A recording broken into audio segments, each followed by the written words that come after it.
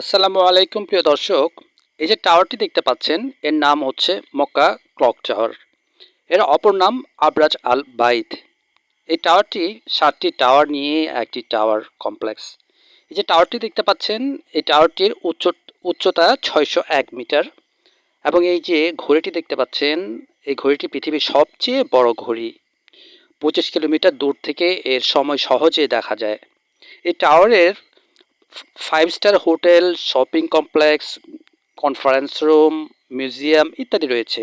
এই টাওয়ারের ওপর যে অর্ধচন্দ্র দেখছেন এটি ২৩ মিটার লম্বা এবং সোনা দিয়ে তৈরি। রাতে সময় দেখার জন্য এইখানে ২০ লক্ষ এলইডি লাইট জ্বালানো হয়।